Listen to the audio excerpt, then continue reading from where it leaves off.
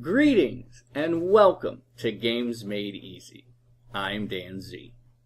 I'm now through the busiest portion of my day job and able to get back to posting some material. I'm super stoked that just in a few weeks I'll be posting the instructional video for Zaya, Embers of a Forsaken Star. But to get back into the swing of things, I wanted to make a video that I've had in the hopper for a while. The very first instructional video I made for this channel is my all-time favorite nation builder, Clash of Cultures Civilizations. I have finally found the time to record a solo playthrough of the game using the solo rules that you can find linked in the description below. You'll see firsthand how your opponent Ibo takes his turn and keeps you on your toes, just like the game against real opponents. You'll also find that the system Ibo follows uses the material already supplied in the game, and that each and every play will be different, making you a better player with each play. It's the Vikings versus the Chinese. Who will win this Clash of Cultures? Welcome to Clash of Cultures solo variant playthrough. I will be playing with the blue pieces today, and out of the two civilizations I've got dealt, I decided to play the Vikings. I highly enjoy this civilization very much. And the first leader randomly I received is Eric the Red. He is a discoverer, so as an action while on a ship, he can place a culture token in the region he's in, and I can do this once per region, and they each count as a victory point at the end of the game. So I plan on taking advantage of that. And the other one, power he's got is Colonizer. For free action, Eric and any land units on board ships in the same space as him may move to an adjacent land space. So it allows all his units to disembark pretty easily when he's on a ship. You can also see that the starting land space is special for the Viking, and that the map has been given its starting sector accordingly. Ibo will be played by the red pieces today. So his beginning city settlement's right there with his leader inside of it. And Ibo randomly got chosen China. Again, it's irrelevant. He doesn't use any of the China skills or leaders or anything. It's just simply for points and maybe thematic reasons. The board is set up. He's got farming. He's got mining as per usual. Each of the beginning and event spaces have the settlement and settler in it. I am going to use the tokens and slide him on the scale to represent how much happiness, how many mood and culture token he has, mostly for space. I didn't want to have a pile of tokens around, so this will just be nice and clean. And as you can see, the limits are up there as well, and his first starting action card has been given to him. The player always receives the first player token, so with us with the first turn, let's begin. Our very first action is going to be to advance. Advancing costs us 2 food, which we will spend right now. And our first advancement is going to be into fishing. It is the top, you always have to do the top category, or top advancement first in any category. So we're going to go ahead and take the maritime fishing. It is bordered in yellow, which means we're going to gain a happiness level and a mood token with that advancement. This will now allow us to collect 1 food from an adjacent sea space. As you can see with our starting sector, our settlement has a sea space adjacent to it, so it'll allow this settlement to gather 2 food, 1 from the fertile space and 1 from the sea space. In addition, though, Vikings have a little perk, a special advancement. When you learn any of these green advancements, you automatically receive the advancement on the special board. So in addition to fishing, I'm also learning shipcraft. This allows the infantry and settlers to move into an adjacent space, as long as there's no enemy into it, and convert immediately into a ship, or vice versa. So I can build ships that turn into infantry or settlers, and I can build settlers and infantry that turn into ships. Very, very useful for navigating and getting around the world. Also, later in the game, navigation will cost no food. For our second action, we're going to go ahead and do a civil improvement action. This will allow us to spend our available mood tokens in order to increase the mood of cities we have on the board. I only have one city at size 1, so I only need one mood token to increase the mood of this city to happy. And with our third action, we're going to now activate the now happy city. And because it's happy, we're going to do a collection action. And now because it's happy, it's size 1, but it counts as size 2 when collecting. So we're going to collect 2 resources from this city. We're going to take 1 food from the fertile space and 1 food from the water space, bringing our food level up to 2 to end our turn. Let's take a look at what Ibo's going to do. When it's Ibo's turn, you're going to draw the number of event cards depending on what age you are in. Being in age 1, it only draws 1 event card. It is revealed, and you only look at the symbol that's on the event card. Seeing how this is the barbarian attack symbol, we refer to this chart, and we see that barbarian attack symbol is equating to build units and attacking. When Ibo builds units, it basically adds 1 infantry unit to each city it has, starting with the closest to you. Ibo currently only has this 1 city, so 1 infantry unit will be added to it. At this point, he would attack if he of course could, but he of course cannot reach me, and we're not even close enough to do so, so his turn ends here. Let's go on to turn number 2. In turn 2, our first action is going to be actually to activate the city. Activating this city, we're going to use it to build units this round. So again, it being happy allows us to build 2 units. Now we only have 2 food to build units with, so we're going to go ahead and spend those 2 food to build a new settler piece. So now we have 2 settlers in the city along with the leader. Our next action will be to move. This allows us to move 3 groups or units on the board. We're going to use the 3 units we have in our city to sort of explore the area around our starting settlement. So we're going to send the first settler into this space right there, flipping the tile. It's going to stay oriented this direction because if it was turned around, we would walk into that water space. So this is where the settler ends. We're going to take the other settler and go in the other direction. See what's in here. It also is oriented correctly with that flip, so it is now standing in this forest. And we're going to go ahead and use our leader, Eric the Red, and to explore into this third hex or sector right here. It must be flipped because it can't walk into water. So there we are. Our settlement is surrounded by just forests and mountains. Interesting. Now you will notice that both of the new sectors we revealed have the pirate symbol on it. Even if you don't see the symbol, you'll notice that there's 2 ocean spaces on both, which means pirates need to be spawned on each space, or each sector. So we're going to choose the outer 2 spaces to spawn the pirates. Our third and final action for turn 2 is going to be to found a city.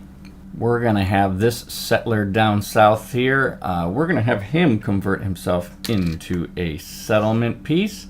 I like this location because it's got access to ore, wood, and food, in addition to the sea space for being able to build boats and getting ourselves, Viking out there into the world. Back over to Ibo's second turn. Again, being in age 1, we only reveal 1 event card. It is, it's another barbarian attack. So again, following the chart, we tell Ibo wants to build units and attack. Again, Ibo's only city right here is not at its maximum.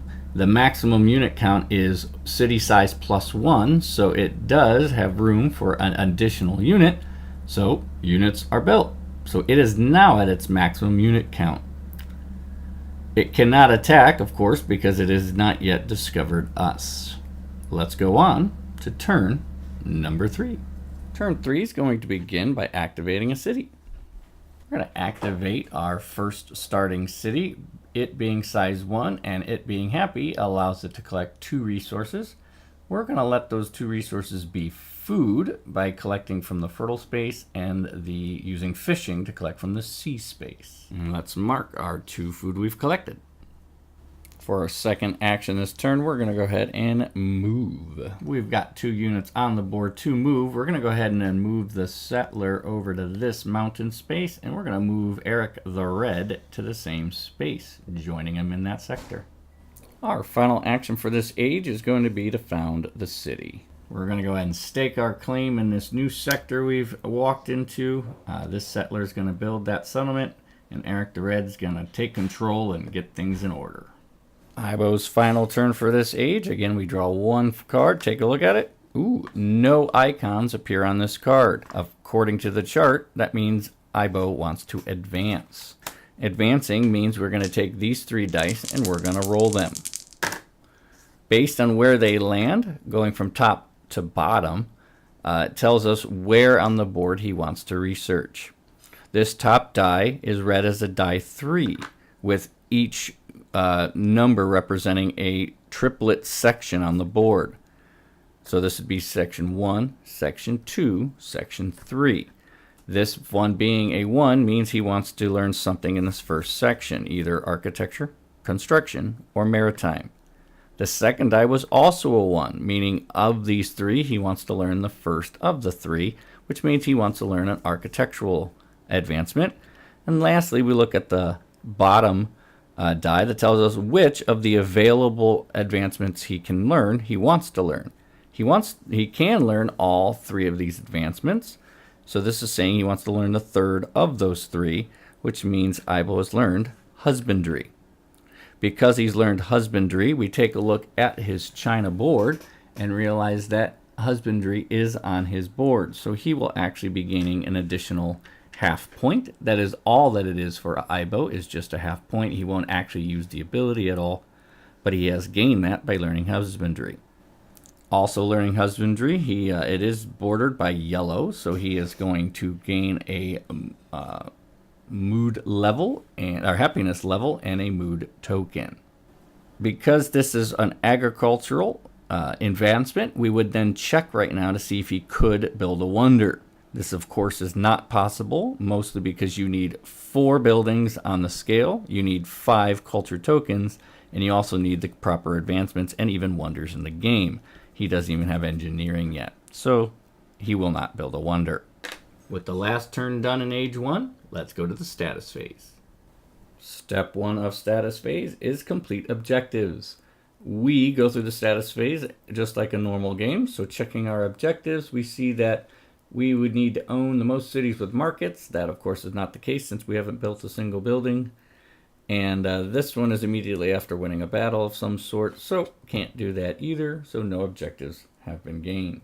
What Ibo does in each stage of the status phase is given on this chart right here, and you'll see that during the complete objective phase is usually when you check for happiness of his cities. Any angry cities become neutral, and if he's got at least 2 mood tokens to spend, he makes his largest city happy. Looking at the current situation, you can see that his city is already neutral, so that doesn't need to happen, and he's only got 1 mood token, so he can't make that city happy.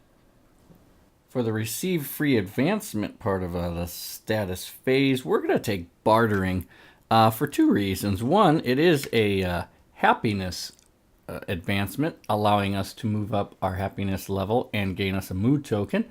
But more so, it's going to eventually unlock trading routes, because if we're going to be doing a lot of sailing, we're going to go ahead and take advantage of those trading routes. For Ibo's free advancement, we do like an advancement card, and we simply roll 3 dice, depending on which one's highest, medium, and lowest. There we are. Looking at the top one, that means he wants to learn an advancement in the 3rd triplet, if you will. So 1, 2, 3. The 5 tells us he wants to learn the 3rd in the 3rd triplet. So he wants to learn a science advancement. And this bottom dice is actually useless because he has to learn mathematics. It is the top advancement in that category. So he has to learn mathematics. Because he's done so, it is bordered in blue, So he's going to gain a cultural level and a cultural token. He also places this building, the building associated with the science, onto his scale. So let me grab out of here an apothecary building, and we're going to put the apothecary on the first available spot on the scale, and that completes his free advancement. For the draw card phase, we are going to receive on a new objective. Looks like we got Rich and Great Navy, as well as Focused Collection and Tactical Retreat action card. His action card he simply receives and put face down, unseen, onto his pile. The next step in status phase is raise a size 1 city. I don't want to do so. I think all 3 of our cities in a beautiful location. They're also not in danger of being taken over. So we are going to not do so.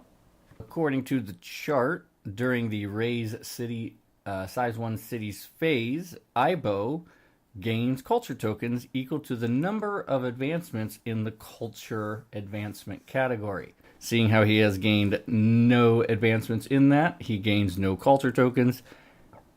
Even if he had, it doesn't matter because he's at his maximum amount he can be, 1 culture token for 1 level. Next step is to determine first player. I've got 2 worth of advancements.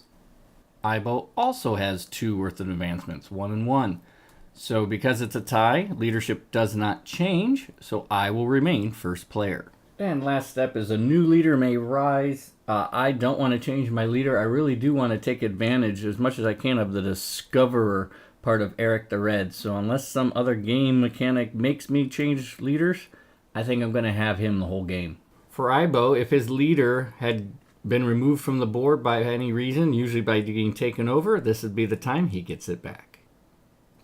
And with the status phase complete, let's go ahead and go to beginning of age 2.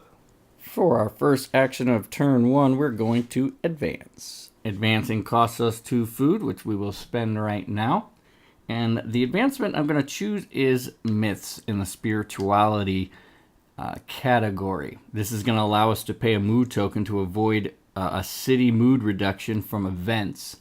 But more so is it's bordered in yellow, and it's going to unlock rituals, which if you look at our special advancement will unlock ruin stones, which allows us to gain victory points for actually losing units in battle.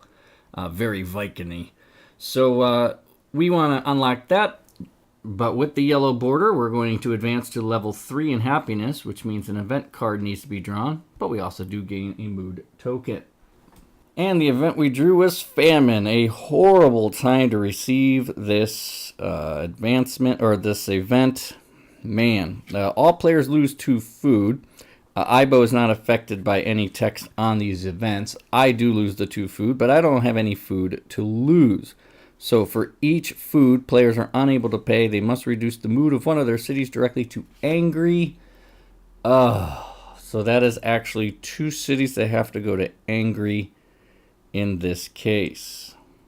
Now I can either make 2 of these cities angry, or go ahead and use my newly found skill or advancement here in Myths, and that's pay 1 mood token to avoid a reduction of city's mood during an event card. And I think that's what I'm going to do.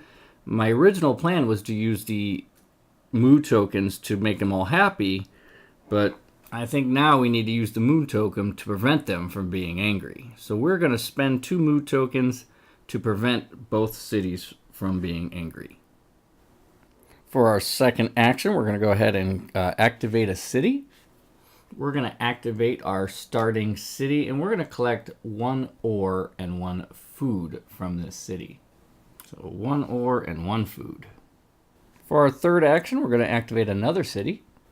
This time activating our second city formed to actually go ahead and harvest some of this wood that's in the area, giving us 1 unit of lumber. It is Ibo's first turn. He is we are in age 2, so he still only receives 1 event card to resolve per turn. Looking at the icon, ooh, it is Barbarian Spawn. Referring to the table tells us that Barbarian Spawn wants to increase city size. This action tells us to go to the scale and build the building to the farthest left in the scale. That is the settlement. So we're basically going to convert this action to a found city action.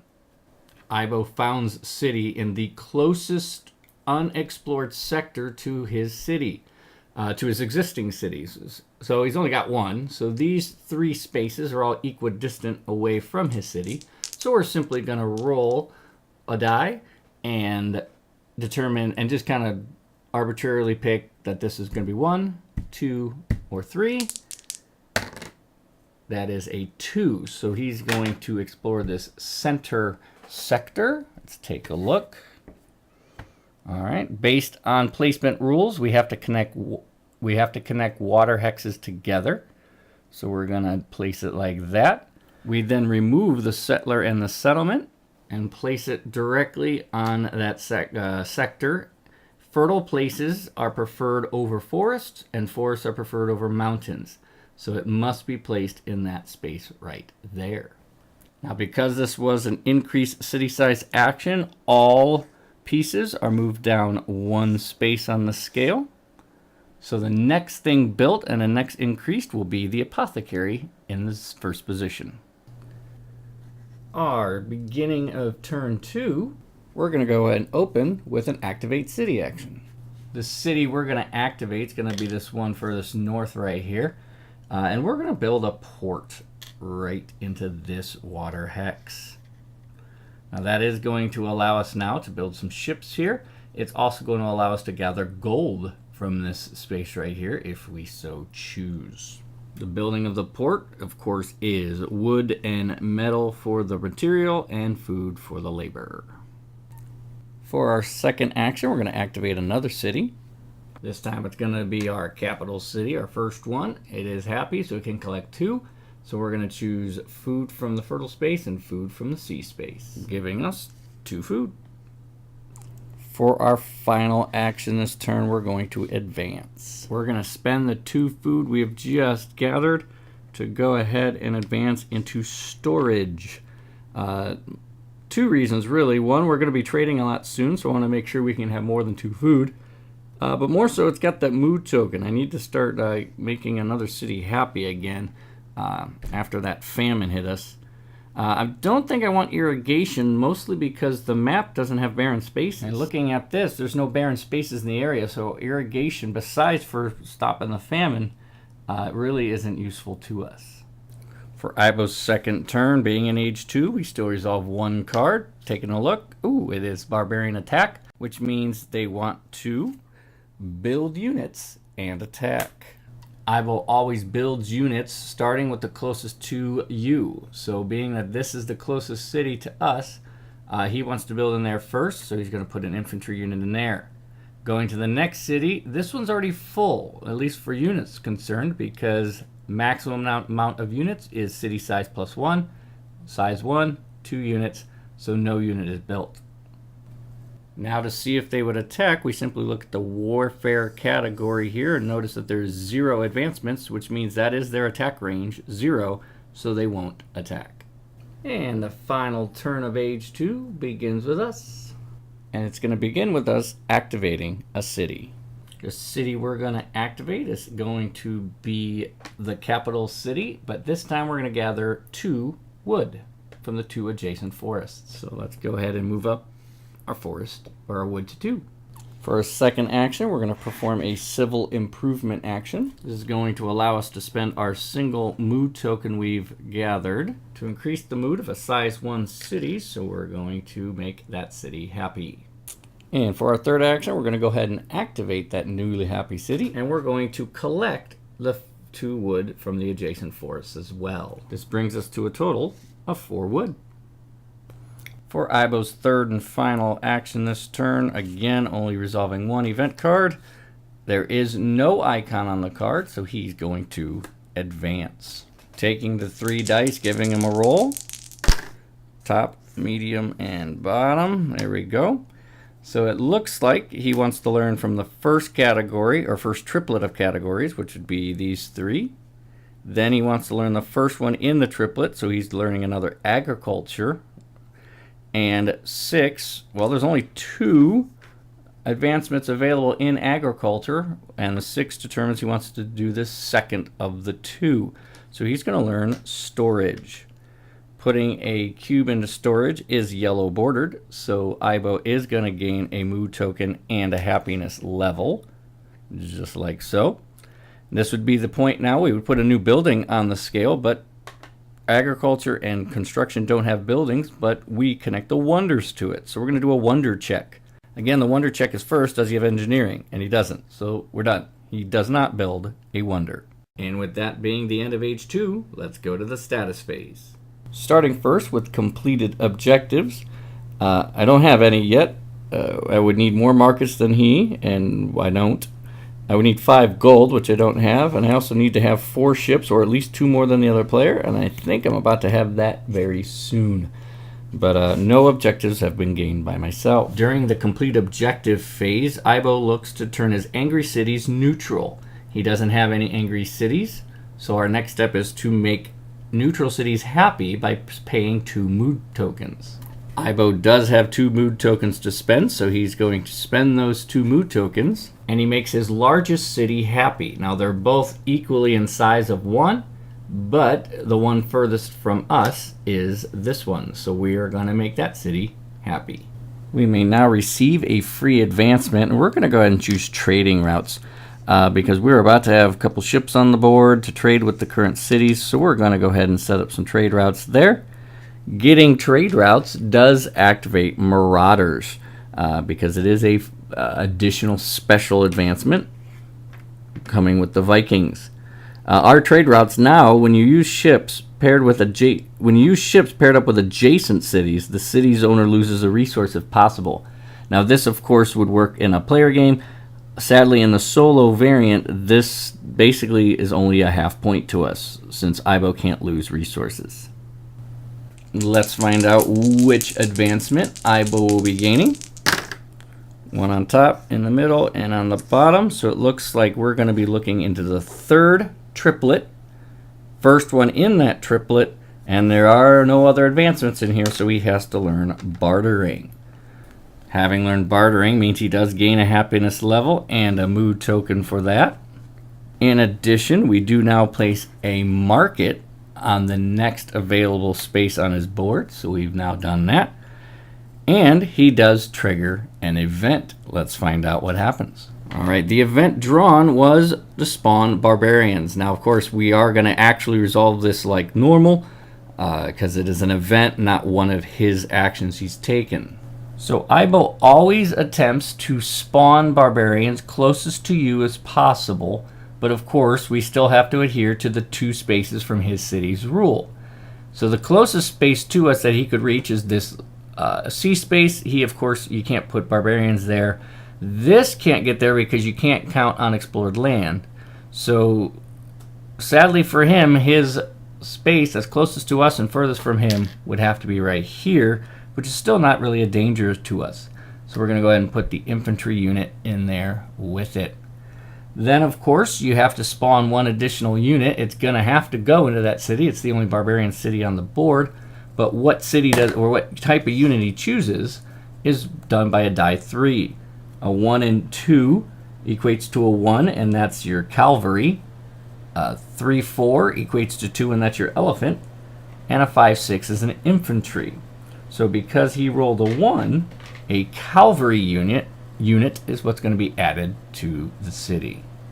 Now, as far as the text of the card, we do follow it, just knowing that Ibo doesn't get any benefits from the words, but we do if it happens to affect us.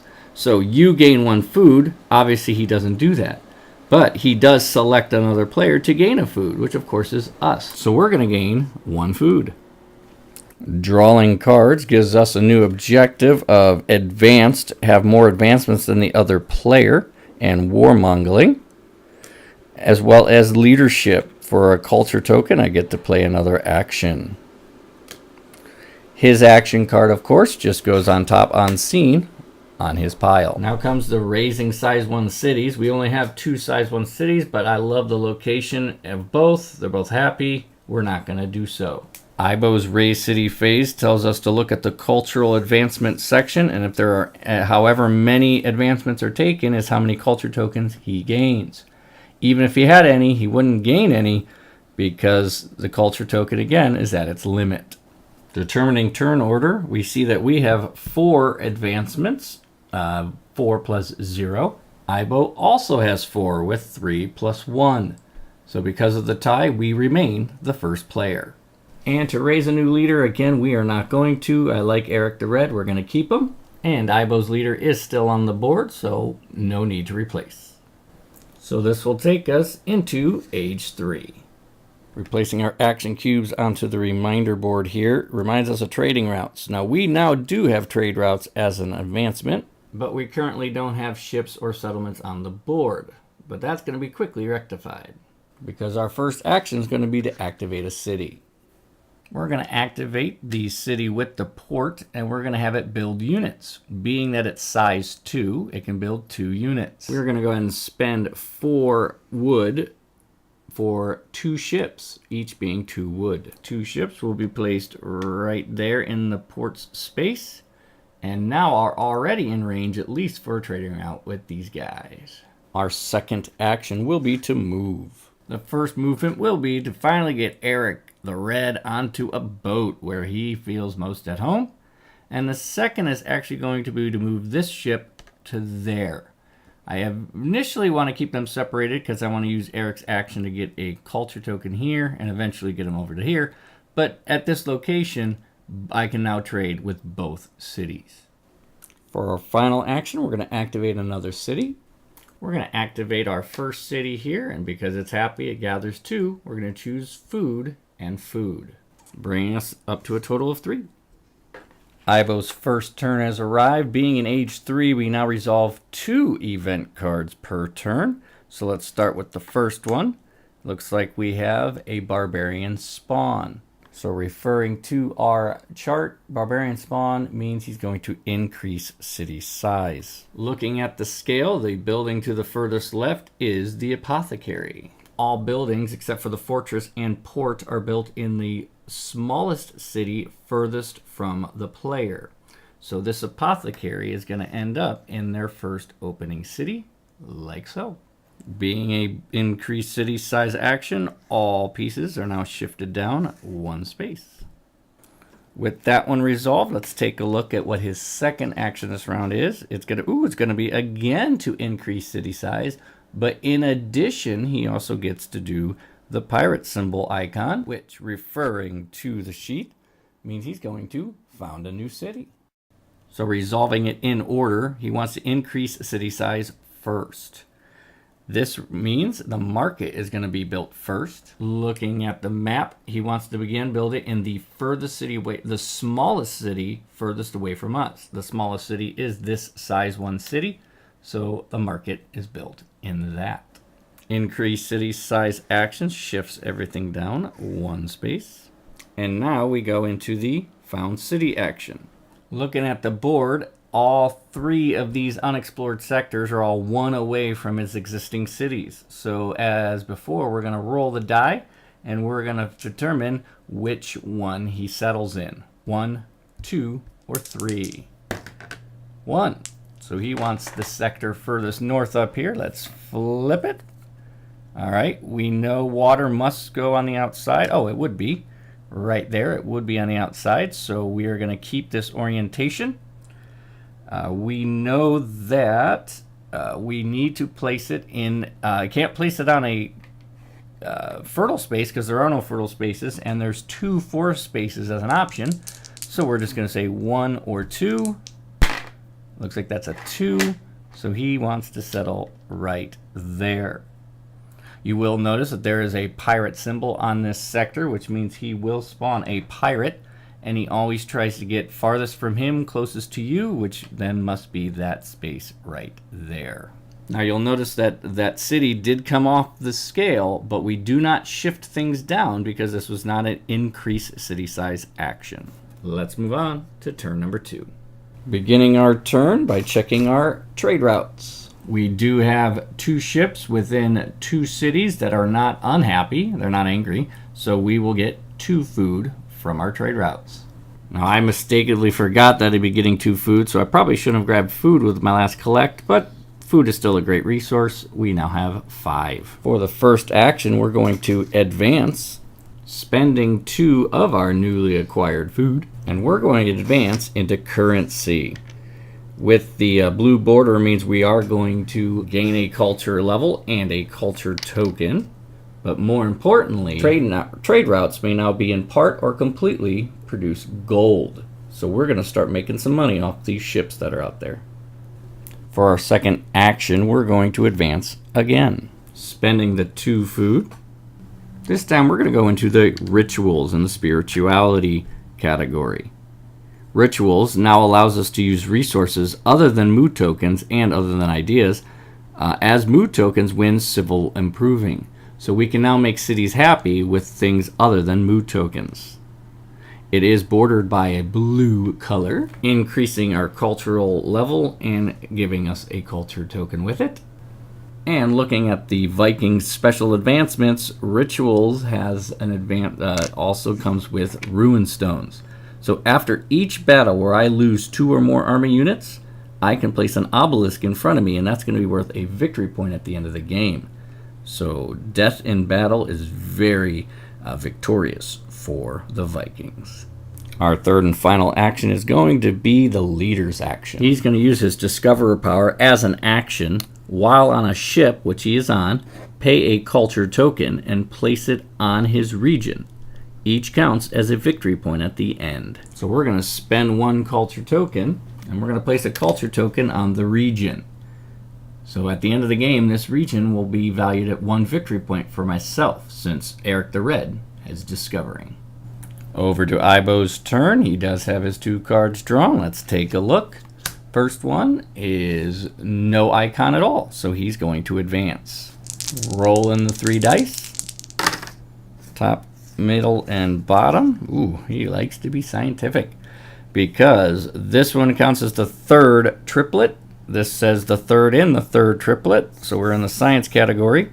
Now there are only 2 available, astronomy and chemistry. Metallurgy requires chemistry, so he can't learn that. So with only 2 available, this 3rd die tells us, is it the 1st or 2nd? And of course that is the 1st. So Ibo is learning astronomy.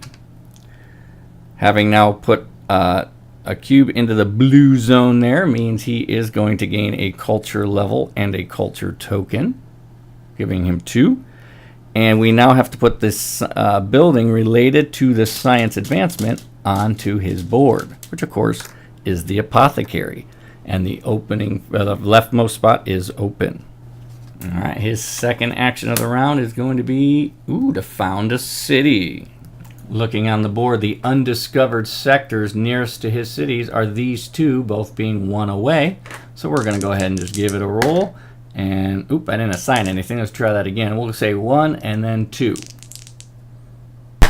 1. So he wants to settle this sector right here. So we're going to flip it. Following the placement rules of water must connect with water, this is placed correctly. And then looking, we have a forest and a mountain. So that means he must settle into the forest, because that is the preferred over the mountain. It is a pirate zone. Wow, very pirate-rich environment here. Being closest to me means he wants to put it right there. Remember that the settlement did come off the board, but it is not an increased city action, so nothing shifts down. Let's move on to turn 3. We're going to first start with checking our trade routes. And we're going to notice that his placement of the pirate actually prevents both of our ships from trade routes. Any space adjacent to the pirate you can't trace or start trade routes on those spaces. So this pirate actually prevents both those ships from trading, which means my whole objective this turn is to kill that pirate.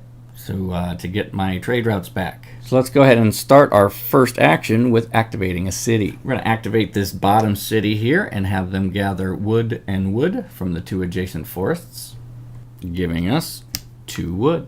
For our second action, we're going to activate another city, this time being our starting city right there. We're going to again collect 2 resources, 1 and happy, forest and forest for 2 more wood, bringing us up to 4.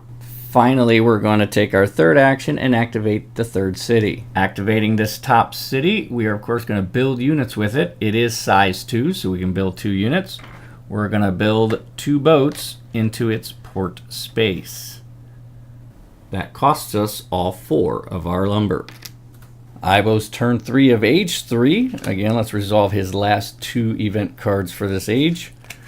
First one is Barbarian's Attack, which relates to Ibo as build units and attack. Ibo always builds closest to you and works his way out, building 1 unit per location. Starting here, that would be closest to you, 1 infantry unit is placed there. Going on to this one, this is now a size 2 city, so he can have up to 3 units, but it's also got a market in it, so he can actually build something other than an infantry unit. So we roll the die, and basically go in alphabetical order, using it as a die 3. So 1 and 2 is a cavalry, 3 and 4 is an elephant, 5 and 6 is an infantry. Because he has rolled a 1, he's going to put a cavalry unit in that city.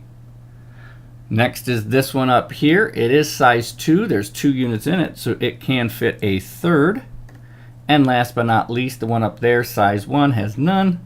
It gets an additional unit. Now determining if it attacked, we look at the warfare category and notice there are no warfare advancements, meaning their range of attack is 0, so they don't leave, they don't attack. Resolving the second event, it looks like, oh, he's doing it again. He's going to build more units and try to attack. Now we know he's already not going to attack because he has no warfare, but he's just building up nice defenses and being very scary for later if he ever gets warfare advancements. Looking at our board, starting with the one closest to us, it only has 1 army unit in it, so it will spawn a second, now at its maximum unit amount. This middle city has 2 army units in it. It is size 2, so it can hold 1 more. It does have a market, so let's see which unit it builds. That is a 1 on a die 3, so a second cavalry unit is placed in there. This city is size 2 with 3 units. It is maxed, and this city is size 1, so it can support 1 more unit. That being the end of turn 3, let's do the status phase. Starting first with complete objective phases, we actually have a couple. First off, we do have Great Navy. I have 4 ships, or at least 2 more than the other player. I'm going to gain these 2 points. Second is advanced. You must have more advancement than the other player. I'm currently resting with 1, 2, 3, 4, 5, 6, 7, 8, 9, 10, 11, and 12 advancements, where Ibo only has 1, 2, 3, 4, 5, 6, 7, 8. The other objective card we have is own more cities with markets. He is now actually in the lead. He's got 1 city with a market. We've got none, so that's going to be a tougher one to come up on. Ibo's complete objective phase is to turn all angry cities to neutral. He does not have any angry cities. And then turn his largest city happy with 2 mood tokens. But he only has 1 at the moment, so nothing happens. For our receive free advancement action, we are for sure going to take warships. We are about to get into a naval battle to get rid of some pirates, so it'll be nice to be able to cancel 1 hit in the first round. This also allows us to complete all of our special Viking advancements because warships actually advances longships as well. So for us, ships may move even if they've battled this turn, and ships can carry 3 land units instead of just 2. Let's find out what Ibo's free advancement will be. Top, medium, and middle, and bottom. Looks like he wants the second set of 3, and he wants the third in that, so he's going to do spirituality, and he doesn't have any, so he must research myths. The first one in the spirituality section. It is bordered by yellow, which means he's going to gain a happiness level and a mood token for that as well. Because he's learned an advancement in the spirituality category, he is now going to place a temple onto his scale in the second position, since the first position is full. In the draw card phase, we're going to take a look at the objective we received. It's would have at least 5 resources by the status phase, or fortified. You own more cities with fortresses than the other player. And then for our action, we got focused collection. Ibo's action card will simply go on top of his pile unseen. With the raise 1 city, we definitely don't want to do that. Our cities are doing great. They're not in danger at the moment, so we're going to leave them. As far as Ibo, we take a look at his cultural advancements. There are none, so he earns no cultural tokens. He wouldn't be able to gain them anyway because he is at his max of 2. Determining first player, I have 4 and 2 are my levels, so that's 6. Ibo is also at 6 with 4 and 2. So being tied, I remain the first player. And the last step, of course, is to raise a new leader. I do not want to replace my leader. Eric the Red is a key element in the strategy currently. I want to keep him as long as I can. And Ibo's leader is still on the board, so he doesn't need to be replaced. Let's move into Age 4. Starting our turn, we check for trade routes. But we haven't yet taken care of that pesky pirate, so both of our trade routes are blocked at the moment, but that is only for just a few more moments. For our first action is going to be to move. For this movement, we're going to move all 3 of these ships into this zone with the pirate. That includes, of course, Eric the Red coming with him. And we're actually going to move this ship up and discover that zone, but we'll do that second. So our first move is going to resolve this combat. There are 4 ships total in the battle, so I've gotten 4 dice. I'm just going to say that the dice that lands lowest when I roll it is going to signify the pirate's result. Let's see what happens. So the pirate rolled a 1. That was a 4. I rolled 4, 5, 6, 7. So I get 1 hit, they get 0 hits. So the pirate is cleared. Clearing a pirate always increases the mood of everybody, and of course we steal some of the gold that they were carrying, so I get my gold and my mood token. I can now continue with my move action as number 2. We're going to move up here and explore this new sector. And I have to connect water, plus it is a ship moving from water, so it has to go in that orientation, meaning the ship is now right there. And for my third move, let's remember that I do have long ships. Ships may still move even if they've battled this turn. So that means I'm actually going to use this ship right here to move into this space so we can establish a trading route with this city over here. And that is my 3 moves. For my second action, I'm going to go to my leader action of Discoverer. Again, while on a ship, pay 1 culture token and place it on the region, and it counts as a point later. So let's pay our 1 culture token, and let's place a culture token now on this region right there. The last action of this turn, we are going to activate a city. We're going to come up here to this capital city again, and we're going to collect an ore and a food is what we're going to collect from this one. On to Ibo's turn. It is age 4. He still resolves 2 event cards per turn. Looking at the first one, we have a new symbol here. It is the found gold symbol. But looking at our chart for Ibo, that relates to cultural influence. I only have 1 city piece 2 influence, and that would be my port right there. Gotta have to see if he is in range. He's got a size 2 city right here, so 1, 2. Technically, he is not in range with it. However, he does have a culture token to spend to increase range, and so he will do so. So that is the range he requires. Let's make a roll. Oh, darn it, he got me. So his cultural influence was successful. So we're going to replace his blue port with one of his red ports. For now, his Chinese influence has made my ships look Chinese, or the architecture or whatever. He has influenced my port. Resolving his second event, looks like it's Barbarian Attack, which of course equates into increase city size. Looking at the scale, the Apothecary is available in his first slot. Ibo always seeks to build in the smallest city furthest away from you, and that would then be this top city up here. Being only size 1 and the furthest away, he's going to put the Apothecary in that city. Because it was an increased city size action, everything shifts 1 space down. Let's move on to turn 2. Starting turn 2, we'll take a look at trade routes. We've got 3 ships within the 2 range of 3 cities. This ship is actually too far from that one to trade with, so we're going to trade 1, 2, and 3, gaining us 3 gold or food. We're going to take it all as gold, putting us at 4. Our first action is going to be the move action. This action is going to take advantage of shift craft. So to remind us what that means, infantry and settlers can move to an adjacent sea space with no enemy to convert into ships, or vice versa.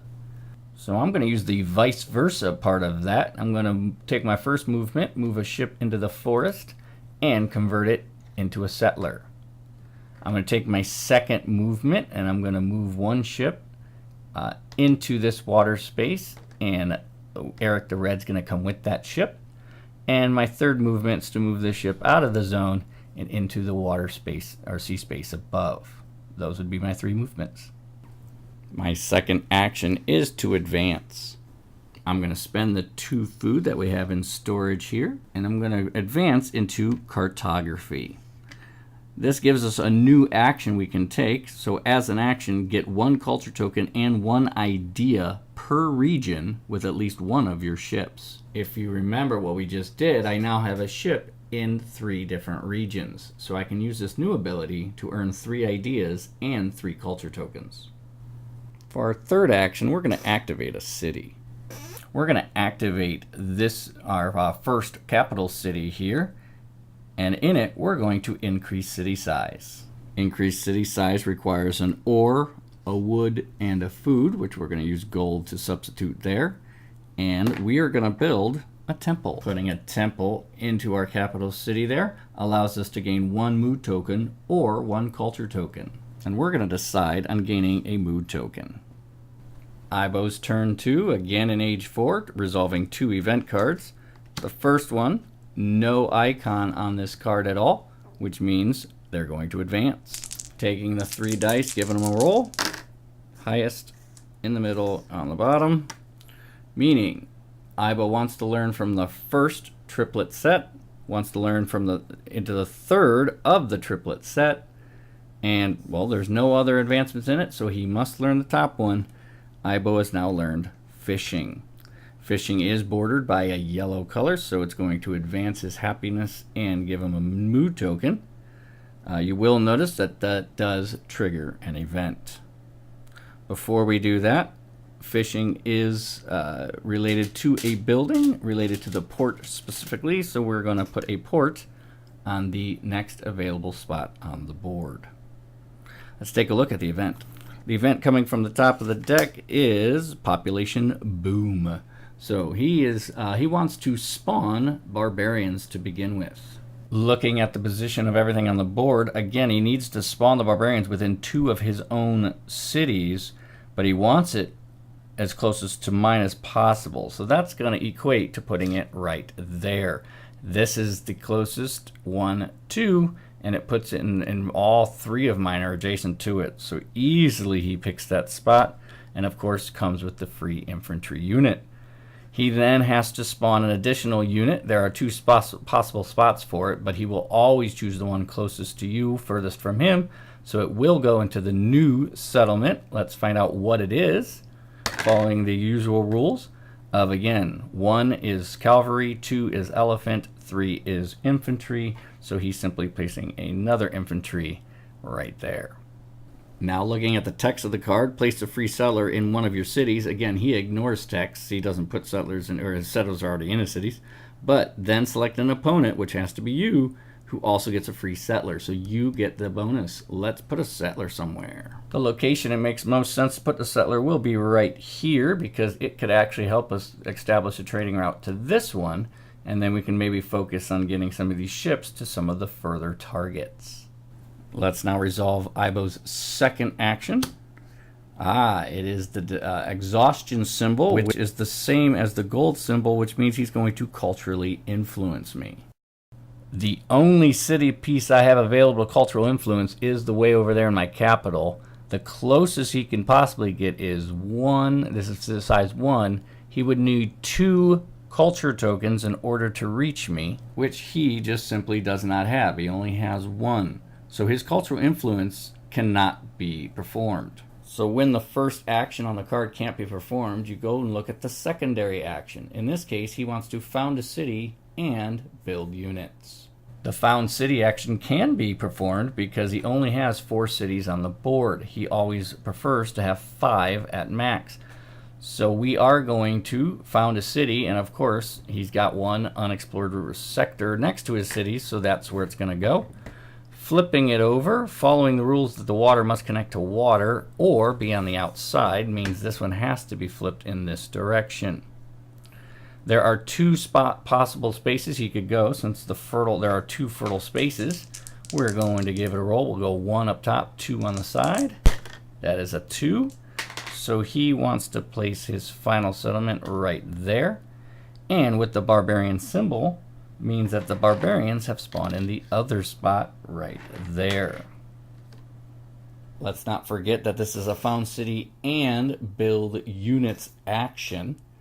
So all of his cities will now build units. Looking at all his cities, starting with the closest to you, this one is already full. It is a size 1 city with 2 units.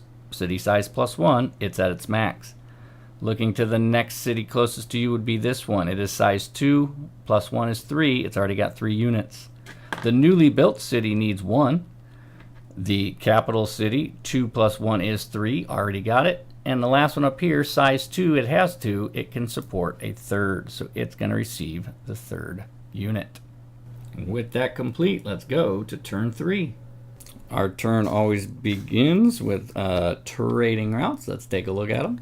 And it appears that as of now, we have our maximum of 4 trading routes established. We have our settler with there is 1. We have this ship to there is 2. This ship to there is 3. And either this ship or that settler to there for 4. So we're going to gain 4 food or gold. And we're going to take it all as gold, bringing us to 6. My first action is going to be activate a city. We're going to activate the capital city, and we're going to increase city size. Increase city size requires an ore, a wood, and a food, which we're going to substitute gold for all of it. And we're going to build a market in the city. It is now size 3, and being happy, it can collect 4 resources. Action 2 will also be to activate in another city. This time we're going to activate the size 1 city to the south and increase its city size. Again, spending an ore, a wood, and a food, all substituted by gold. We're going to build a market also in this city, making it size 2, but it is happy, so it can collect or build 3. As our third action, we're going to take our newly acquired cartography action. So, as an action, get 1 culture token and 1 idea per region with at least 1 ship. This is a region, that is a region, and that is a different region. So we have 3 regions with a ship, gaining us 3 ideas and 3 culture tokens. We're going to go up to 3 ideas. Sadly, our culture tokens only cap at 2 since that is our current limit.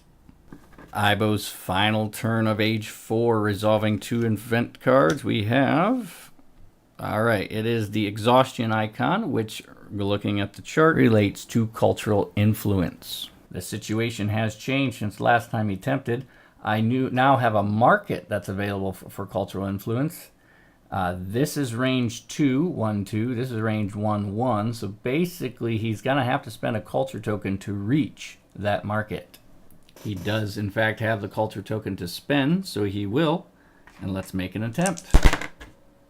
Oh, he got it. So he does, in fact, convert my market into his. I guess I will start selling some Chinese merchandise. Taking a look at his second and final action. Oh, no icons at all means he is going to advance. Picking up the 3 dice.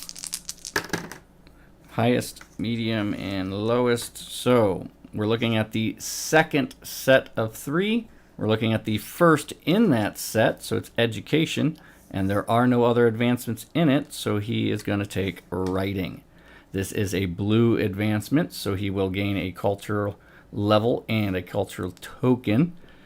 He will also gain an academy for the scale. The culture token or the culture level moving up to 3 does trigger an event. Let's take a look at the event. It is wildfire. Well, before that, we got to look at the icon. This is found gold. That does not affect Ibo. He doesn't collect resources, so that is nothing. We then read its effect. If you have any cities founded on forest, select one. The mood must be reduced 1 step in that city and in any player city connecting that forward space. So if we look at the board, he basically is always going to choose the action that is worst for us because it doesn't affect him. He does not look at text and it affects him. So we just need to see, will it affect us? And the answer will be no. If he chooses this one, it only affects himself. If he chooses this one, it doesn't matter because we're not in the connected forest. So basically, this event went completely unaffecting to anybody. And that being the end of Age 4, let's go to the status round. Starting first with completed objectives, we do not have 5 wood. We do not have the most cities with fortresses. But we do own the most cities with markets in them because we have 2. Ibo only has 1. So we're going to gain mercantile. Ibo's complete objective phase tells him to make all angry cities neutral. He doesn't have any. And then he's going to make his largest cities happy with each 2 mood tokens. He does have 3 mood tokens to spend, so he will spend 2 of them. And his largest city furthest from you is actually over here, so that becomes the next happy city. All right, for a free advancement, we are actually going to take taxation, completing the economics category. But for the more importantly, as a new action, pay 1 mood token and get 1 gold for each city. So that'll give us 3 gold for 1 mood token. Let's take a look at what Ibo will learn. Top, medium, and bottom. Let's see. He wants the second triplet of categories. He wants the first one in it, so he wants education. All 3 are available to learn, so he wants the second of the 3 available. He's taking free education. This is a yellow bordered advancement, so he will gain a mood happiness level and a mood token. He will also gain an additional academy on the board, on his scale rather. Taking a look at our new objective, we have Citadel. Have at least 1 size 5 city. Ooh, that's going to be tough because I'm going to need 2 more cities to begin with. And Warlord. The other action we receive now is Cultural All. After declaring a cultural influence action, I can play this on a barbarian settlement rather than a player. That may come in very handy. Ibo's action is going to be placed on top of his deck. To raise a size 1 city, I actually don't have any size 1 cities anymore, so I can't do that action. Ibo gains a number of culture tokens equal to the number of cultural influence or cultural advancements he's got, and that's 0, so he stays at 1 token. Looking for turn order, I've only got 6, but Ibo's been advancing a while and it now has 9. So Ibo is now going to take first player. New leader may rise phase. I'm going to keep my leader. He's doing good for me. So Eric the Red stays. And Ibo's leader is still in the game, so he does not need replaced. Let's go to Age 5. Starting of turn 1, we're going to take a look at our trade routes. Looking at our trade routes, I may have made a mistake in an earlier round. I think I missed that pirate there. That actually prevents this settler from trading with that city, But I still do have this ship to that city, this ship to that city, this ship to this city, and that settler to this city. So that still leaves us with the maximum of 4 gold. 4 gold brings our gold to 4. Our first action is going to be to advance. We're going to advance into navigation. Right here, ships can now move around the board to the nearest sea space in the direction of the move. Remember that this is free because of shiftcraft. Navigation costs no food. By grabbing navigation and being blue, we're going to gain a cultural level and a culture token and trigger an event. The event drawn is Civil War. If you have any neutral or angry cities with armies, then select one. I actually have no armies in any of my cities. It's something I've been risking for quite a while, especially with barbarians nearby. But I do not have any cities with armies in them. So because of that, if you have no such city, then reduce the mood of any one of your cities. So instead of reducing the mood of a city, I'm just going to simply pay 1 mood token to avoid reducing city's mood due to an event card. So just spend 1 mood token and I don't have to reduce the mood of a city. My next action is going to be to culturally influence. Now instead of trying to get those 2 pieces back, I think we're going to go ahead and use our cultural all action card here. After declaring an action, play this card, and I'm going to try to see if I can't convert the barbarian settlement that's sitting right there. Make that one of my cities. I also get to steal one of his units and make them mine as well. So let's make a roll. Of course not. But I purposely did the first action first, so that way we can spend all 3 culture tokens to make that a 5, and thus the conversion is successful. As per the instructions, it tells me to replace all of the barbarian figures with 1 settlement and 1 infantry of my own. My last action is going to be to advance. I'm going to spend 2 of my ideas to go ahead and gain tactics in the warfare category. It is a blue bordered advancement, so we're going to gain a cultural level and a culture token. And now, from now on, I can finally move my army units and build fortresses and use action cards in combat. Being in age 5, Ibo now resolves 3 events every round. Let's take a look at his first of 3 actions. It is blank, no icon on it, so he's going to advance. Rolling the 3 dice, top, middle, and bottom. It looks like he wants to advance in the second triplet of advancements. He wants to learn the first of the triplet, so he's again learning in education. And this time he wants the second of the 2, so Ibo is learning philosophy.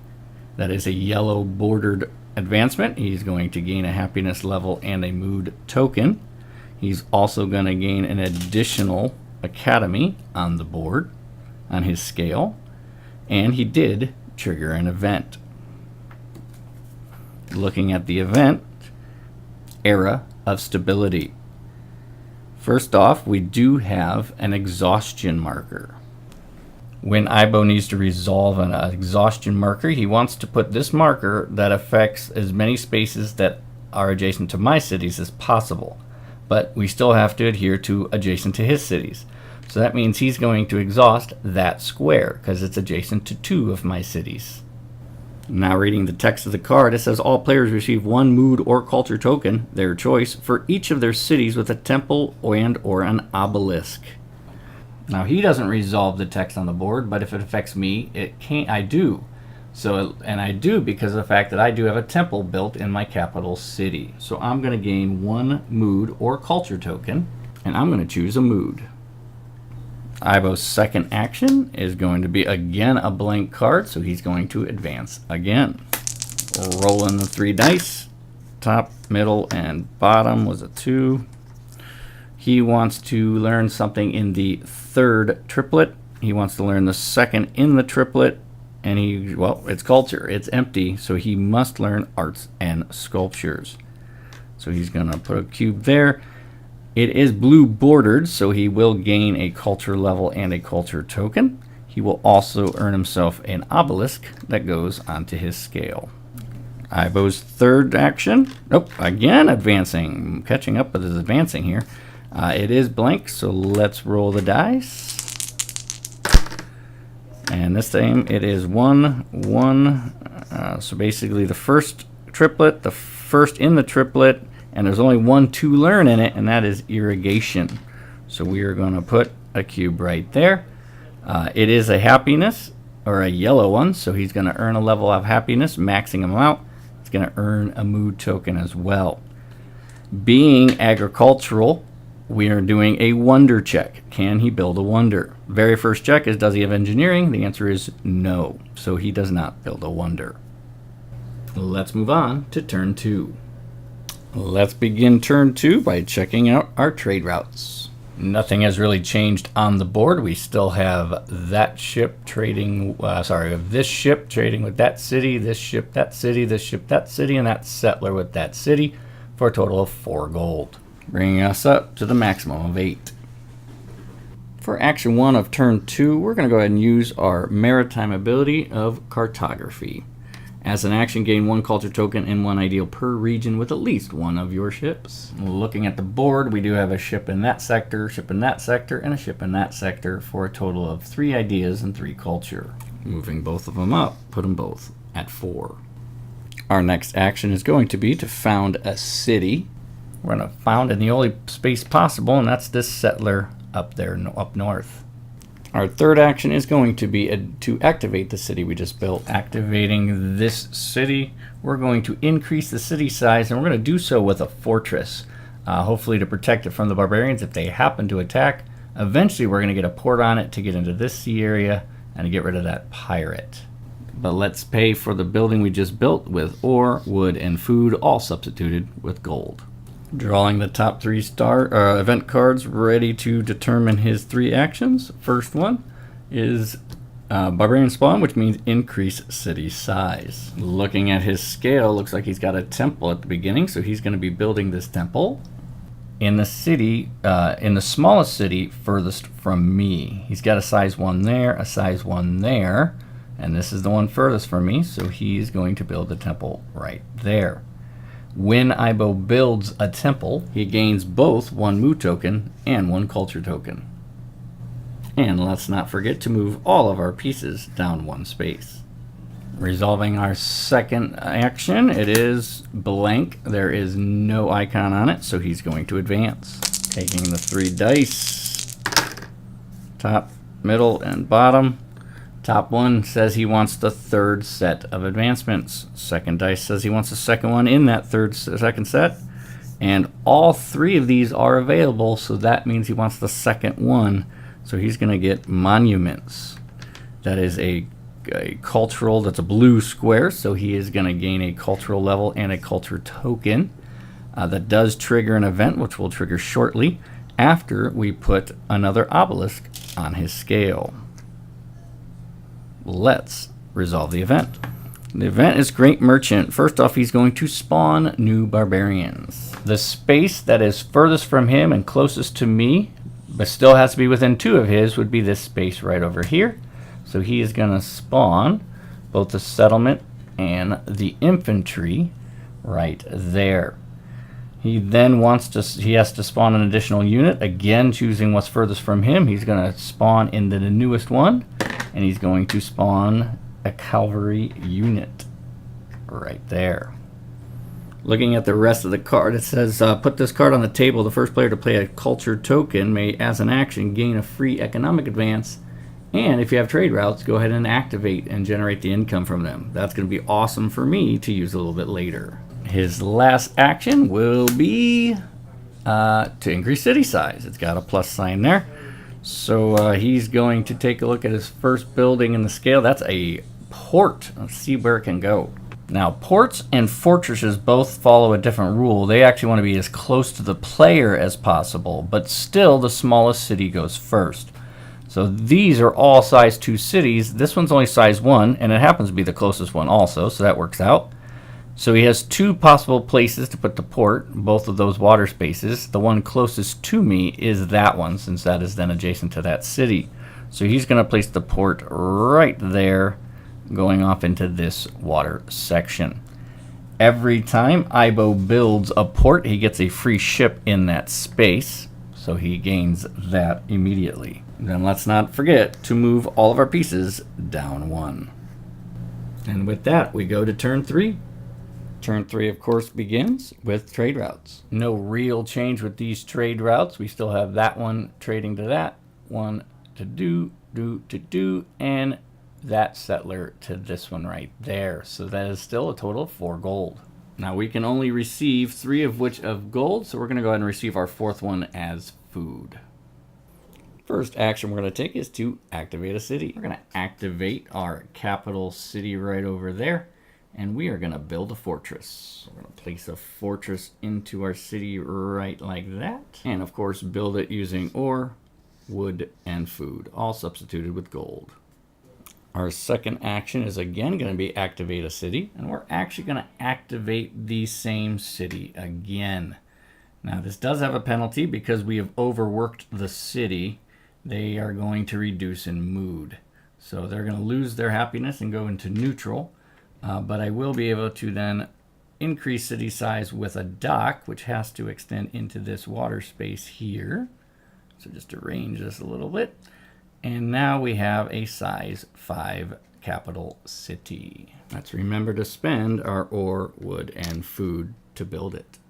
Our third and final action is going to be our leader's action. We're going to use Discoverer as an action while on a ship, pay 1 culture token, and place it on the region. So spending 1 puts us at 3, and we have now discovered that sector for an additional point at the end of the game.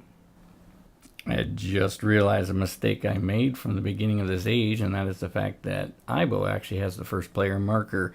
So all of his actions should have occurred before mine, but we're just going to go ahead and play out this age because I'm too far into it to make up for that mistake. So we're going to draw his final 3 actions and play them out. First action is, it has both symbols, so we have to resolve them both, starting from the top to the bottom. Top one is 2. Increase city size.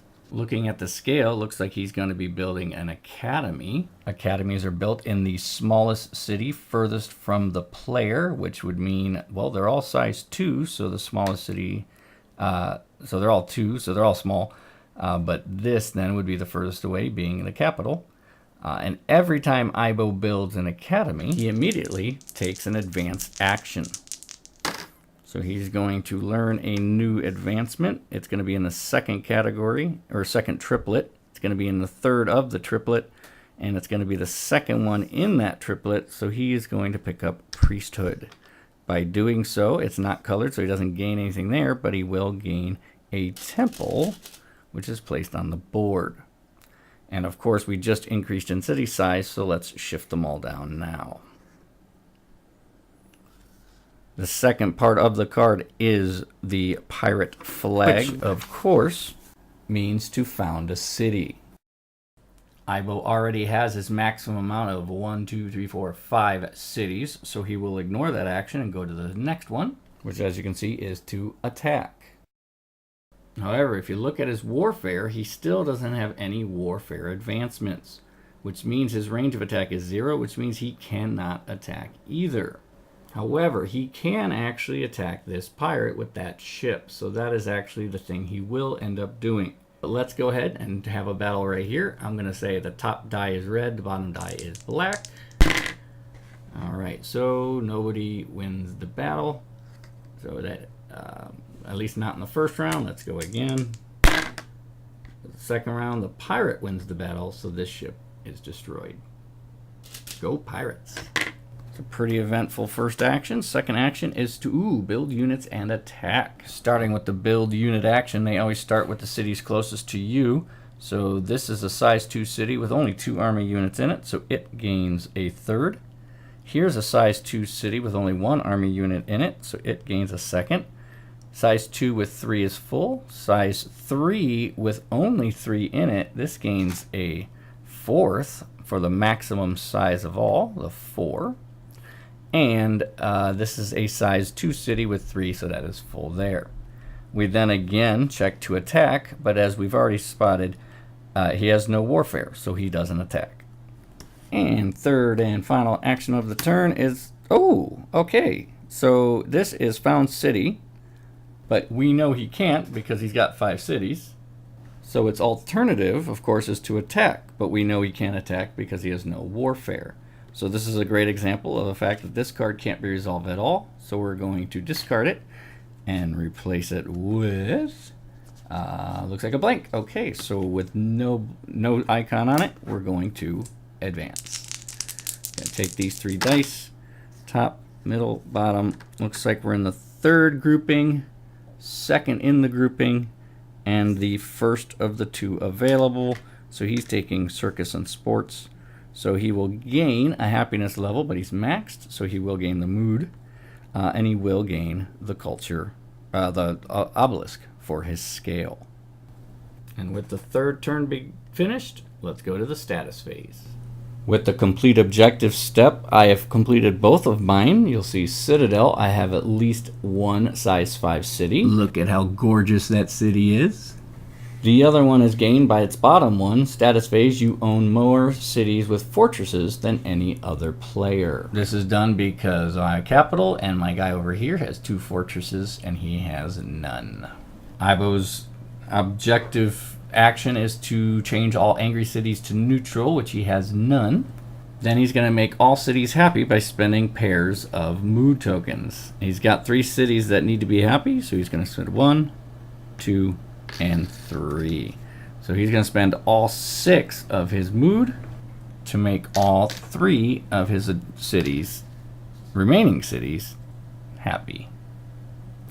For my free advancement, I'm going to go ahead and get into culture category here. We're going to go into arts and sculptures. This is going to allow me to spend a culture token to take a cultural influence action for free, or for no action, I should say, allowing me maybe to get some of my converted pieces back into mine. That is a blue technology, so we're going to advance my culture up a level and gain myself a culture token, but that does trigger an event. The event I've drawn is good for us right here, at least.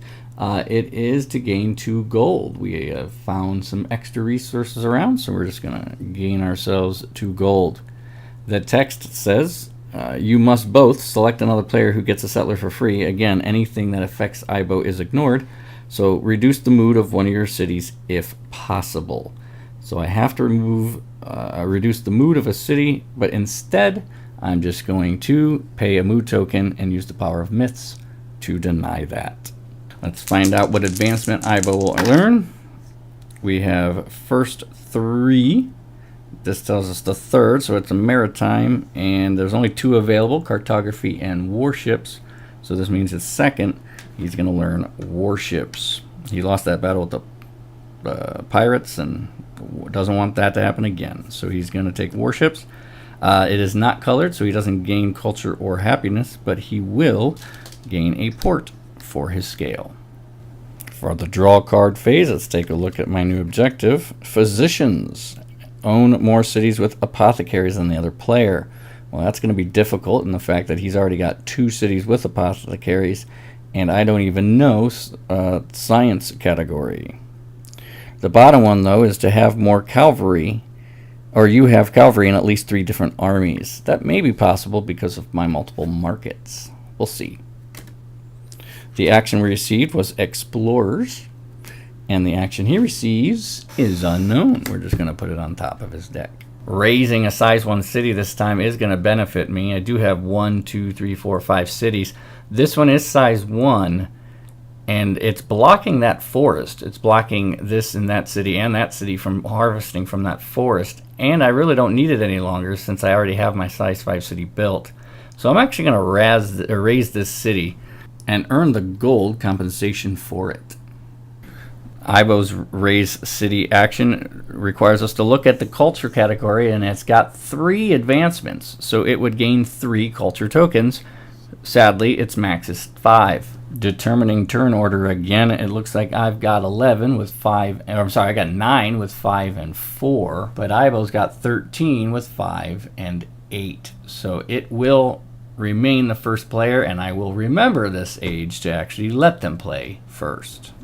Eric the Red will remain my leader, and Ibo's leader is still in play. Let's go to the 6th and final age. It is age 6, and it does resolve 3 events or 3 actions. Let us begin with the first one.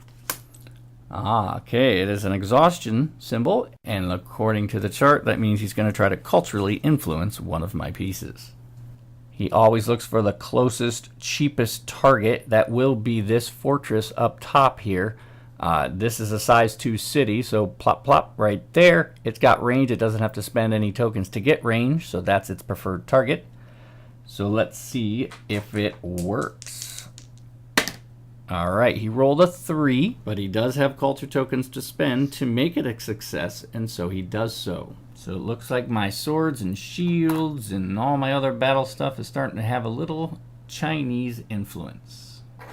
Ibo's second action is going to, oh, it's blank, so it will be advancing. So we're going to take 3 dice. All right, we have the second section, second triplet, followed by the last one in the triplet, putting it in spirituality. And the 6 indicates that it wants state religion over ritual. So we're going to put a cube right there. It is a yellow one, so it would gain a happiness level, which it cannot, but it does gain a mood token, which it can. And it also puts a temple on the scale. Third and final action of this turn is, ooh, okay, we're going to build more units and attack. Out of all the cities on the board, this one's already maxed. This is the only one that will receive a unit because it's size 2 with only 2 units, 2 army units in it. So it's going to get a third. That's full with 3. That's full with 4, and it is max anyway. And that's full at 3. So 1 unit was built. Checking now, of course, for the attack. It has not learned a warfare advancement. This is very rare that it has gone this far without a single warfare advancement. But because it won't attack, we cannot resolve that portion of the action. But because we at least did something, this card is complete. So that 1 unit spawn keeps this card as its action. We are going to begin our turn with trade routes. Nothing has changed in this regard. We still have 4 total trade routes, with that ship going to that city, this ship going to that city, this ship going to that city, and that settler going to this city. We only have room for 3 gold, so we'll take the 4th as a food. I think the very first action we're going to do is advance. We're going to spend 2 ideas to learn engineering. So we're going to reveal the top wonder from the deck, revealing the Great Pyramids. It requires both engineering and rituals, which we have. Perfect. And then, of course, gains the power of breaking ties. And also, the city may make 2 cultural influences attempt at no further action cost.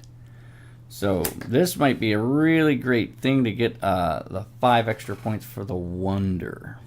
Our second action is going to be to activate a city. We're going to activate our size 5 city. It is not happy, it's just neutral, so it's just going to collect 5 resources.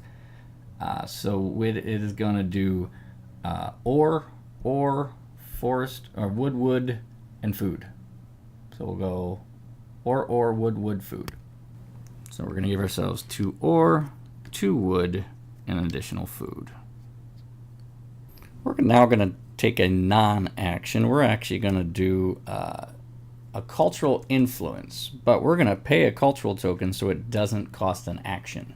So that's going to leave us with 3 culture remaining for after the roll. We're going to go ahead and try to get our pieces back. We're going to have the capital city try to convert back the market in the nearby city. Oh, that's bad. All right, so 1. And looking, we can only add 3 to it, so it only takes it to a 4, and that would be a fail. So we didn't happen to convert that market back to Vikings. Our final third action is going to be cartography. We're going to gain 1 culture token and idea per region with one of our ships. This hasn't changed since last time. We still have 1, 2, 3 ships in 3 different sectors. So that's 3 ideas and 3 culture. 3 ideas brings our ideas to 5. Culture has to be maxed with only 2 because I'm only level 5 culture level. I've drawn his 3 events. Let's take a look at what he does first. His first action is going to be advance. Let's roll these 3 dice. And it is going to be science. It's going to be chemistry. So because that's the 3rd triplet, that means the 3rd in the 3rd triplet. And this, of course, means there's only one available. He can't get metallurgy because he doesn't have chemistry yet. So he has to do chemistry. That gains him a cultural level and a culture token. It also puts an apothecary onto his scale. Over here, he actually has chemistry on his board, so he's going to earn chemistry there. And a long time ago, he should have got irrigation as well, since that is on his board as well. So he's got an extra point just for that. Looking at his second action, it's going to be, he's going to convert again. So he's going to attempt a cultural influence on me. All right, this is quite interesting. The only target he has is my capital. It's got 4 available city pieces. The rest of them are already in his influence. So finding the cheapest, closest route, or at least with the least amount of culture tokens needed, it's probably going to be this size 2 city. 1, 2. He has to spend 1 to be able to attempt. So he's going to spend that 1, leaving him with 3. That's not a good sign for me. Everything but a 1, and he'll convert me. It's a 1! Yes! Okay, so he actually failed at that attempt. That is great for us. He keeps his cultural tokens, but his attempt failed. Third and final action this turn is going to be increase city size, and then we'll do the flag, which is found city. We'll get into that, but let's go ahead and start with the increase the city size. According to the scale, it's going to be an academy. Academies are built at the smallest city furthest from the player. 2, 2, 2, 2, that's a 3, so it's got to go here. It's just furthest away. Also be aware that you obviously can't build the same building twice in the same city, so that would also affect the count. But it doesn't have one, so it's going to build the academy. And like we saw earlier, after an academy is built, it gets a free advancement. Let's take a look at what it is. It's going to... it has... I thought it was going to build a wonder, but it can't because it has no engineering. But it's going to go into a government. This is going to be interesting because first triplet, first category is architectural. You'll see that it's full, which means it's going to choose one of its available governments. After any of the categories is full, if it ever rolls again, you immediately go to a government. So you're going to notice that it's got two possible governments it can go into because it's got philosophy and state religion, which means 5 is going to indicate it's going to go into spirituality, which means dogma is the advancement that is learned.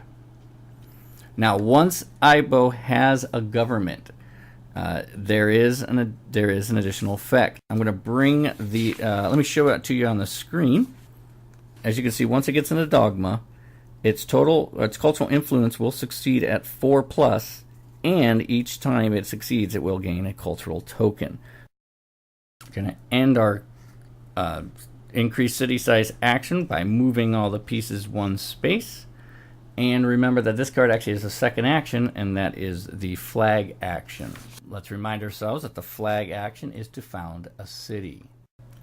IBO still remains with 5 cities, 1, 2, 3, 4, 5, so it will not found a city. Instead, it'll go to the next action, which of course is to attack. And the rare event that it never rolled. It never learned any warfare. It's been very passive, very peaceful. So it will not attack, but something on this card was resolved, so this card is legal. Let us begin our turn with trade routes. Nothing has changed on the board. We still have our 4 trade routes, 1, 2, 3, and 4. We actually didn't spend any from last round, so we're just going to take it all in food. 1, 2, 3, 4. All right, our very first action is going to be the engineering action. We're going to take it as an action, activate a non-angry city, and build a wonder. Taking a look at the Great Pyramids, it's the only one we have to build. We do have engineering. We do have rituals right there. We need to look at our resources here. We need 5 ore, so we're going to spend those 2 and 3 gold. We need 3 wood, so we're going to spend 2 wood and 1 gold. We need 3 food, 1, 2, 3. And of course the 5 culture tokens, which we got at the end of the last age. All 5 of those go away, but we have now constructed the Great Pyramids. Look at the epic city with a pyramid. For our next action, we're going to go ahead and take cartography. Cartography, reminding that it is 1 culture and 1 idea for each region I have a ship. And so that is 1, 2, 3 different regions with ships. Earns us 3 culture tokens, which is the important part, and 3 ideas, which is now maxed out. Now for our third action, I think I'm going to go ahead and use the action to use a cult and perform a cultural influence. I don't want to get it for free because that's going to spend one of our only 3 cultural tokens, and I'm going to need them to help convert. Because I'm going to make an attempt from the capital city with the pyramids, and the pyramid's special ability allows me to make 2 for 1 action. So I'm hoping to convert both the market and the port back into my control. Well, let's find out. First one we're rolling for is the market. Yes, the market's mine. And with 3 culture tokens still remaining, just don't get a 1. Yes! Both the market and the dock are back into my influence. Everybody loves the pyramid.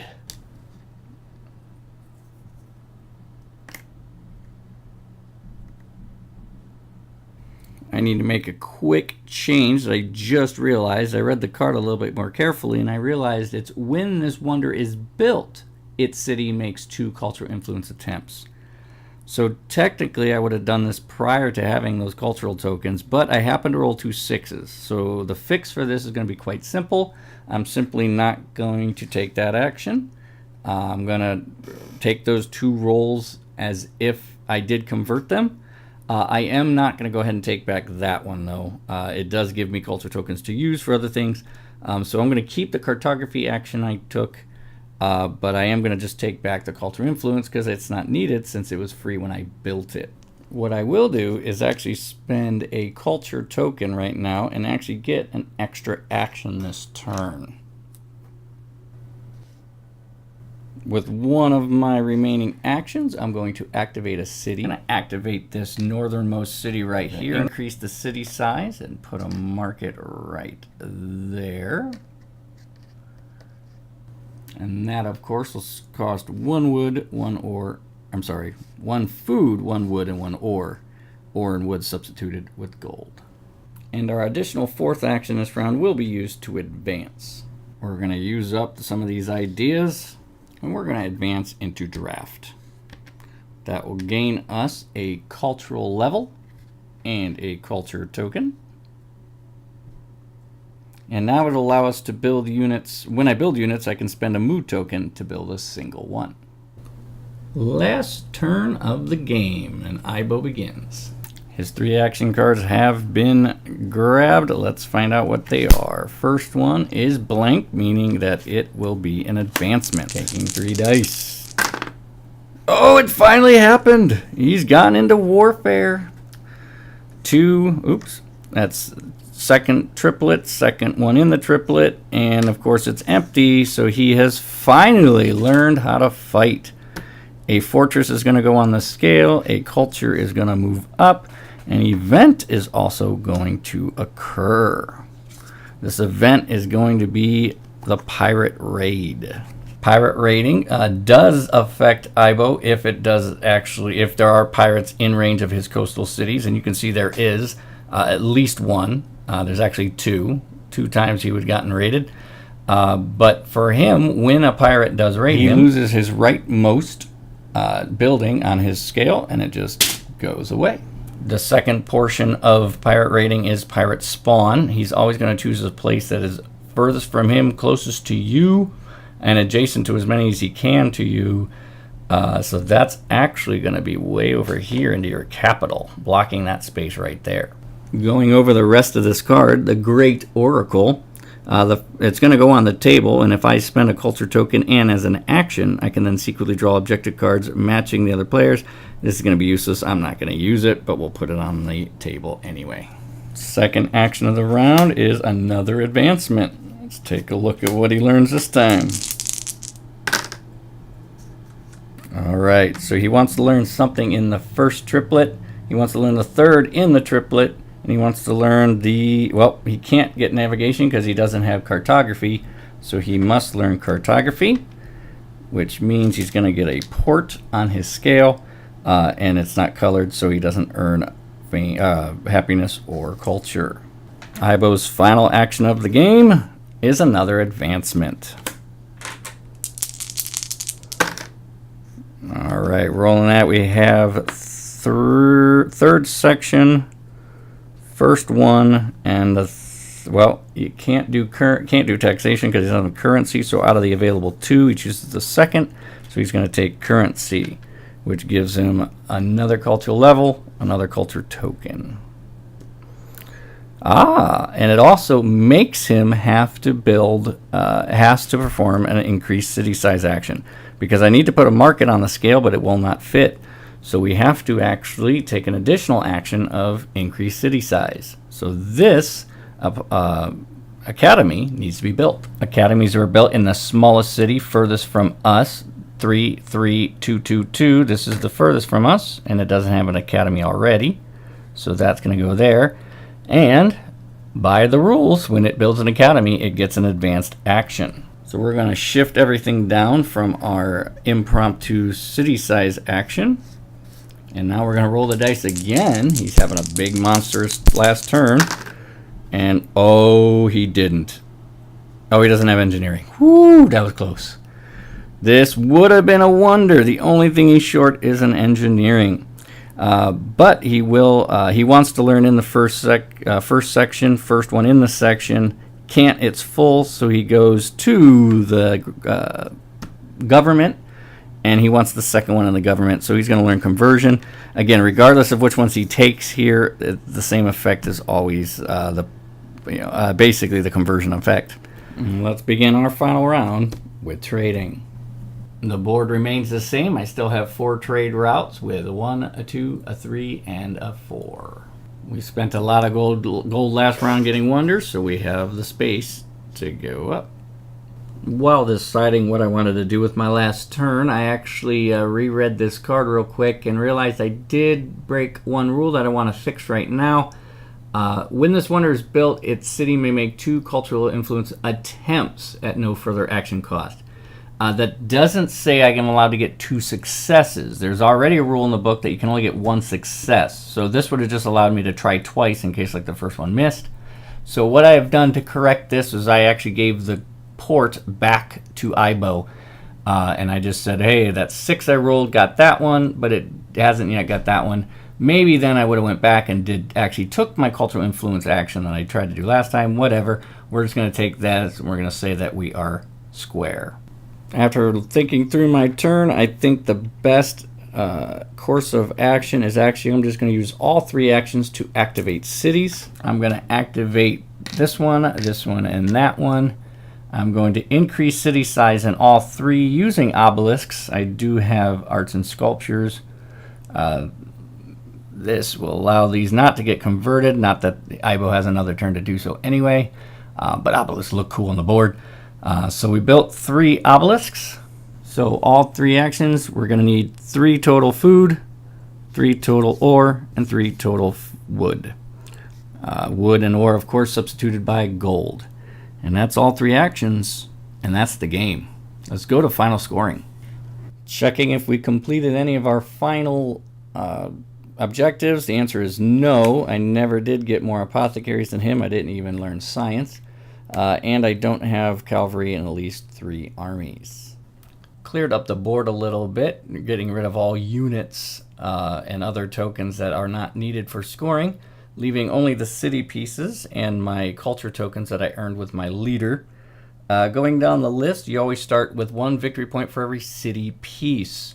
I have a city of 5, 3, 2, and 3. Now, again, those are bigger, but those red ones count towards Ibo's score. So 5, 3, 2, and 3 for a total of 13. Ibo has 3, 3, 3, 2, 2, 1, and 1 for a total of 15.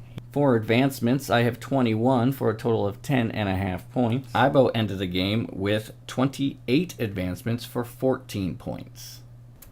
I get 5 big points for that awesome wonder I built. I scored myself 5 objectives at 2 points apiece for 10 points. And depending on the difficult level you choose for Ibo, he defaults at earning 10 points for his objectives. All additional points will come from extra things like killing each other's leader, maybe event cards, or our leader bonuses. And in this case, I have leader bonuses in front of us because I've earned 1, 2, 3 additional points from Eric the Red's Discoverer action. Totaling it all up, I got 41.5 points. Ibo ended with 39. Very close game. Very passive game. That's very rare. Usually Ibo has 1 or 2 in warfare, and you always got to get some sort of defense, but he stayed passive. I was able to focus elsewhere, and Eric the Red saved me. His 3 extra points on the board gave me the victory.